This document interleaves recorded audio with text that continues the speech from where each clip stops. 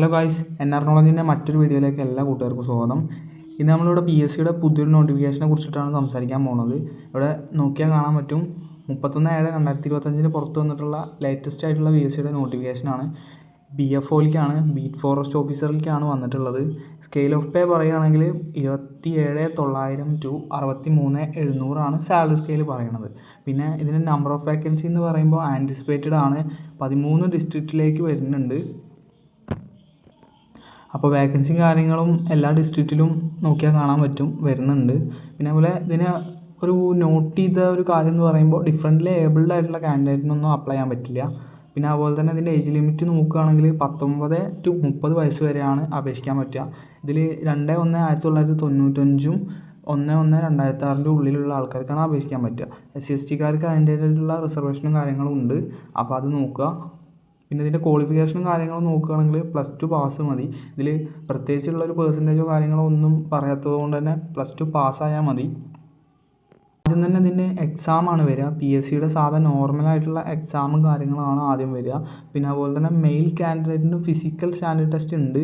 Physical standards ആണ് ആദ്യം പറയുന്നത്. അതായത് ഹൈറ്റ് 168 സെൻറ്റിമീറ്ററും ചെസ്റ്റ് മിനിമം 81 സെൻറ്റിമീറ്ററും അത് എക്സ്പാൻഷൻ ചെയ്യുമ്പോൾ 5 സെൻറ്റിമീറ്റർ ഇൻഹേലിംഗ് ചെയ്ത് കൊടുക്കണം എന്നാണ് പറയുന്നത്.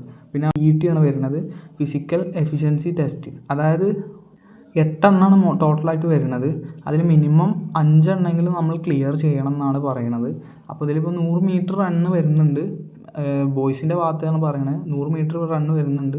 പിന്നെ high jump, long jump, putting the shot, throwing cricket ball, rope climbing, പുള്ളപ്സും പിന്നെ 1500 മീറ്റർ റണ്ണുമാണ് വരുന്നത്. ഇതിൽ ഒരു മിനിമം 5 ഇതെങ്കിലും നമ്മൾ പാസ് ഔട്ട് ആവണം, എന്നാലേ നമുക്ക് ക്വാളിഫൈ ആവുള്ളൂ. പിന്നെ ഇതിൽ എൻഡ്യൂറൻസ് ടെസ്റ്റ് വരുന്നുണ്ട്. അത് ഇതിന് പുറമേ വരുന്ന കാര്യമാണ്. അതായത് മെയിൽസിനാണെങ്കിൽ എൻഡ്യൂറൻസ് ടെസ്റ്റ് നോക്കുകയാണെങ്കിൽ 2 കിലോമീറ്റർ റണ്ണാണ്. അതായത് 13 മിനിറ്റിൻ്റെ ഉള്ളിൽ 2 കിലോമീറ്റർ റണ്ണ് കംപ്ലീറ്റ് ചെയ്യുക എന്നുള്ളതാണ്. ഇനി ഫീമെയിൽ കാൻഡിഡേറ്റിൻ്റെ കാര്യത്തിൽ നോക്കുകയാണെങ്കിൽ ഹൈറ്റ് വരുന്നത് 157 സെൻറ്റിമീറ്റർ ആണ്. പിന്നെ മിനിമം ഹൈറ്റ് മെഷർമെൻറ്റ് ഷെഡ്യൂൾ, അതായത് SC/STക്കാർക്കുള്ള റിസർവേഷനും കാര്യങ്ങളുമാണ് അത് നോക്കുക. പിന്നെ അതുപോലെ തന്നെ ഫിസിക്കൽ എഫിഷ്യൻസി ടെസ്റ്റ്, അതായത് ഇവർക്കും ഉണ്ട് ഫിസിക്കൽ എഫിഷ്യൻസി ടെസ്റ്റ്. അതെന്താണെന്ന് വെച്ചാൽ 9 എണ്ണമാണ് ടോട്ടൽ വരുന്നത്. അതായത് ബോയ്സിനാണെങ്കിൽ 8 എണ്ണമാണ്, ഗേൾസിനാണെങ്കിൽ 9 എണ്ണമാണ് വരുന്നത്. അതിൽ തന്നെ ഇവർക്കും എൻഡ്യൂറൻസ് ടെസ്റ്റ് വരുന്നുണ്ട്.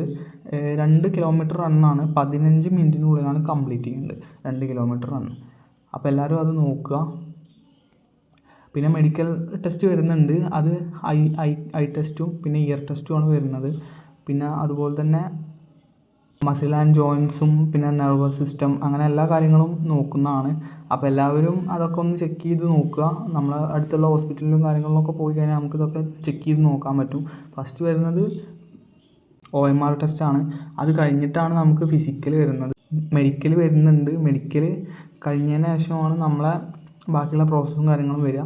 അപ്പോൾ എല്ലാവരും നോക്കിയിട്ട് കൊടുക്കാൻ ശ്രമിക്കുക. ഇപ്പോൾ അത് ലാസ്റ്റ് ഡേറ്റ് വരുന്നത് നോക്കുകയാണെങ്കിൽ ഇവിടെ താഴെ നിങ്ങൾക്ക് കാണാൻ സാധിക്കും, 3/9/2025 ലാസ്റ്റ് ഡേറ്റ് വരുന്നത്. അപ്പോൾ അതിൻ്റെ ഉള്ളിൽ തന്നെ എല്ലാവരും കൊടുക്കാൻ ശ്രമിക്കുക.